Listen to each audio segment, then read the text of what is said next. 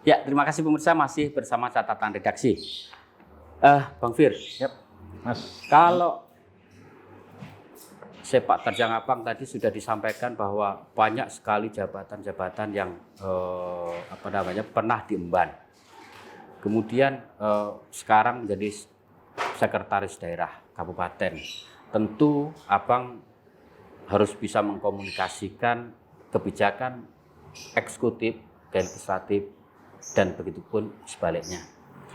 Kira-kira dalam proses pembahasan pembangunan di Kabupaten Karimun, kira-kira poin apa yang kira-kira bisa diimplementasikan bersama-sama dan itu seiring sejalan antara pemerintah dengan antara eksekutif dengan legislatif?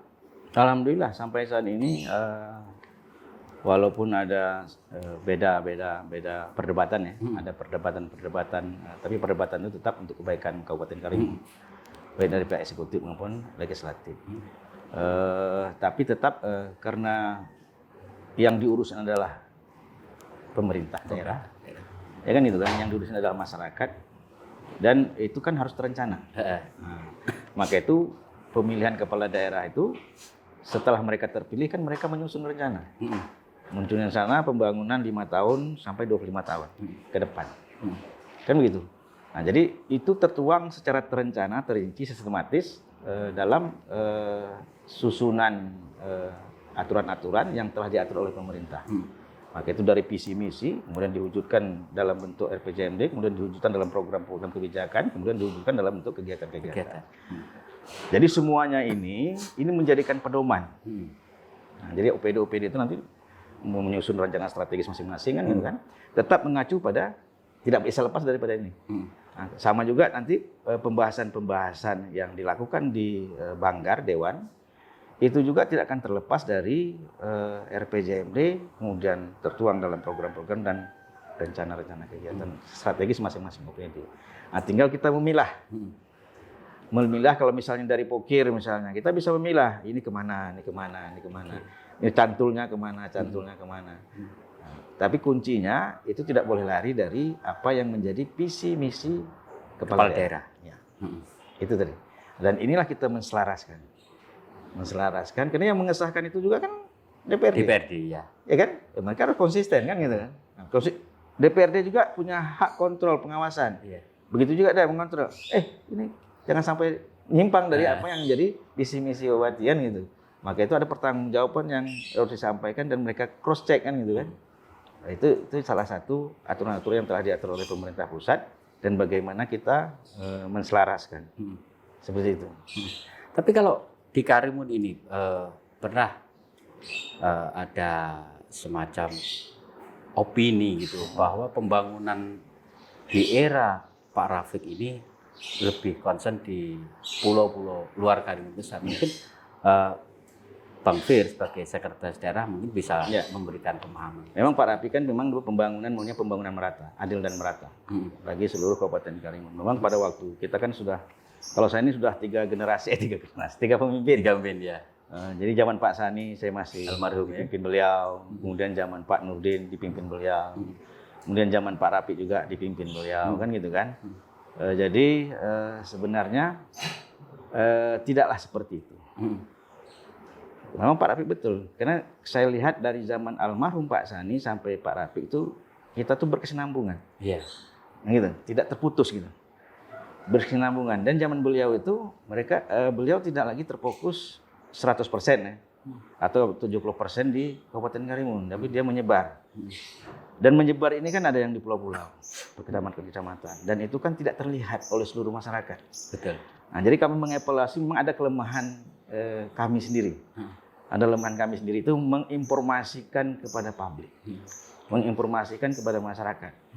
Kenapa bila kita lihat dari masa pemerintahan Pak Nur Rafiq, itu dari sekitar 5 sampai 8 tahun yang datang ini, itu kita tak kalah dengan daerah lain, malah kita teratas. Kalau dari sisi pembangunan yang dilaksanakan, indeks pembangunan. Nah, cuma masalahnya informasi itu tidaklah sampai ke masyarakat, halayak ramai. Nah, itu yang kita lihat, dan itu kelemahan tentu dari propaganda kami. bagaimana menyebarkan informasi itu yang kami lihat titik lemah kami selama ini. Kalau di Sekda itu kan sekaligus jadi bagian dari TPID Bang ya? Ya, ketua. Ketua Ya. TPID. TPID. Pengendalian di TAPD. TAPD. Ya. Pengendalian inflasi itu bagaimana kalau di Karimun? Jadi pengendalian itu memang sekarang diketuai oleh Pak Bupati. Alhamdulillah kita setiap minggu itu mengadakan rapat evaluasi inflasi daerah. Dan kita kalau ke Provinsi Kepri ini yang menjadi tolak ukur indeks inflasi itu 2. Kota Batam, Kota Tanjung Pinang. Kalau kita tidak, kabupaten itu tidak. Namun kita juga tidak bisa lepas dari mengantisipasi terjadinya inflasi. Karena itu instruksi Presiden. Maka itu setiap minggu itu kita adakan rapat. Kita adakan rapat melihat perkembangan kenaikan kebutuhan pokok. Nah, jadi kita survei, kita lihat mana-mana yang naik. Nah, kalau mana-mana yang naik itu kita bisa intervensi. Nah, berbagai langkah-langkah intervensi itu bisa kita lakukan. Nah, contoh dulu pernah terjadi kenaikan harga cabai. Iya. Ya kan? Harga cabai setinggi, sampai 100 lebih per kilo cabai merah. Akhirnya melalui Dinas Pertanian kita intervensi, kita kundur, kita memang wilayah pertanian, kita intervensi, kita bangunkan lahan tidur, dibantu oleh BI, ditanam, harganya sampai turun 50.000 per kilo. Petani juga menjadi petani, jangan turun lagi Pak. Iya, jangan turun lagi. Salah satu catatan redaksi yang kami miliki bahwa di Kundur itu ternyata menjadi salah satu produsen cabai terbesar di Kepulauan Riau, bahkan bisa mensuplai ke Batam. Benar.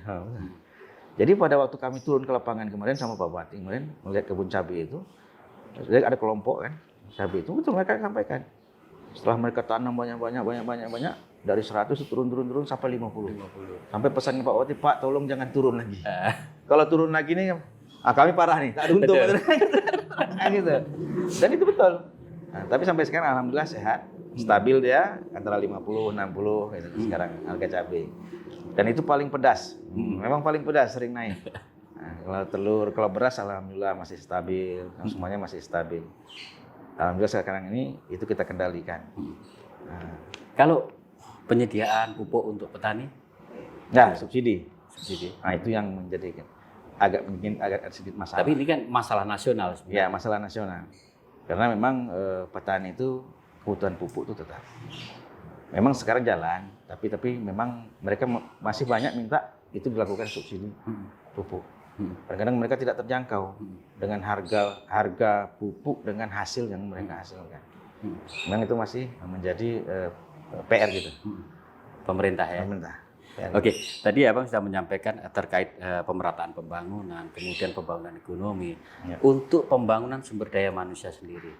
Ya. Karimun beberapa kali menjuarai MTQ, STQ, terus beberapa lagi atlet-atlet Karimun juga memiliki prestasi. Ya.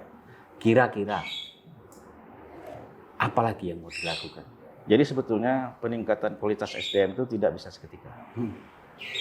Nah, kita lihat dari SDM dari sisi misi kita ya kan, iman dan takwa. Itu salah satunya membumikan Al-Quran di bumi Brazami. Itu dirintis pada zaman Pak almarhum Pak Sani.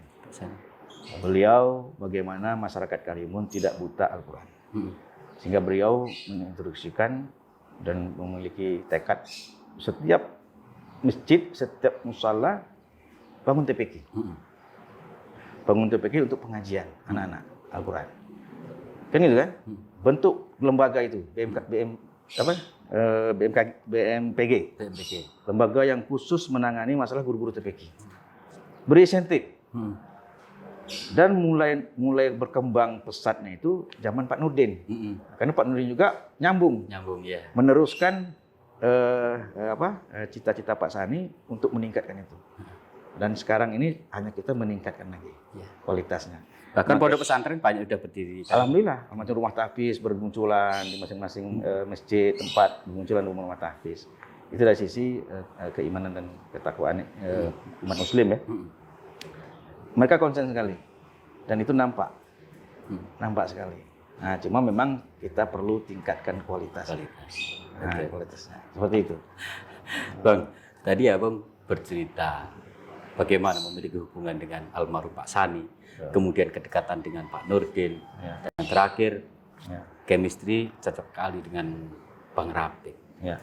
Abang otomatis ini sudah masuk dalam pusaran politik lokal. Ya. Ada cita-cita dari Bupati? Ya itu yang sulit jawab. Ini jebakan Batman nih ya. Enggak lah, yang penting gini. Yang penting saya katakan bahwa saya bukan orang ambisius, bukannya orang gila jabatan. Saya berair mengalir.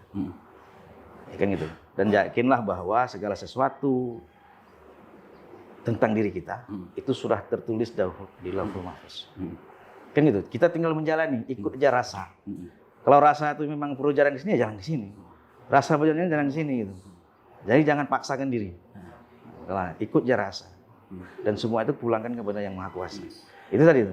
Tapi dalam beberapa survei internal partai politik, nama Abang itu Ini ke ada politik nih. bersaing dengan beberapa nama lainnya dengan apa namanya tingkat keterpilihan tinggi, masuk 3 besar. Nggak usah bicara politik dulu lah. Oke. Belum tanya. Gini, ketika Abang menolak untuk berbicara politik, karena sekarang masih bicara sekda, Jawa, ya. kira-kira apa yang perlu dilakukan di Kabupaten Karimun untuk mendukung program Pak Rafiq menjadikan Karimun sebagai cita-cita Pak Rafiq? Ya, jadi gini. Pembangunan itu bisa berhasil apabila muncul partisipasi masyarakat. Gitu kan? Dan dapat dirasakan oleh masyarakat. Artinya bahwa pemerintah tidak akan bisa bersendiri-sendiri untuk melakukan pembangunan tanpa dukungan dan partisipasi masyarakat. Karena apa? Karena pembangunan yang dihasilkan oleh pemerintah itu wajib dinikmati oleh masyarakat. Nah gitu. Kalau tidak bisa dinikmati masyarakat itu sia-sia. Sebelum dia meramu apa yang harus dia buat, partisipasi masyarakat itu salah satunya memberikan masukan. Masukan apa yang menjadi aspirasi masyarakat yang mereka butuhkan sekarang, menengah, dan ke depan. Kan begitu. Dan itu yang akan diramu oleh kepala daerah, siapapun pemimpinnya, ya kan ya? Diramu oleh kepala daerah yang dituangkan di dalam rencana jangka panjang pembangunan daerah. Bang, sebelum mengakhiri segmen terakhir ini, saya ingin dapat closing statement dari Bang Firman, Sekretaris Daerah Kabupaten Karimun, terkait integritas dan pembangunan. Silakan. Baik, gini. Jadi saya katakan dapat saya simpulkan bahwa apapun yang kita lakukan, sekecil apapun yang kita buat, ya kan, jangan pernah kita lupa bahwa sempurnakan niat. Karena perbuatan itu pasti didulukan dengan niat. Kalau dalam Islam itu niat itu saja sudah dapat pahala. Maka itu kalau sudah niat kita lurus benar, insya Allah apa yang kita lakukan pasti Allah tolong. Kan gitu kan? Pasti Allah tolong. Nah, jadi kalau udah niat kita itu benar karena Dia, insya Allah Allah akan tolong apa yang akan kita lakukan. Dan itu alhamdulillah semenjak saya jadi pegawai rendah sampai saya jadi sekarang itu saya dapat merasakan sendiri. Nah gitu, saya dapat rasakan bahwa apapun yang kita lakukan kalau niat kita lurus benar itu pasti ditolong oleh Allah. Insya Allah. Seperti itu. Oke, Bang Bir, terima kasih waktunya. Kami sudah mengganggu. Mungkin Abang mau melanjutkan aktivitas lainnya. Terima kasih Bang Menor. Hidup adalah pilihan. Dan pilihan menjadi seorang aparatur sipil negara harus menjalankan kewajiban dengan integritas tinggi. Demikian catatan redaksi. Kita bertemu di episode selanjutnya.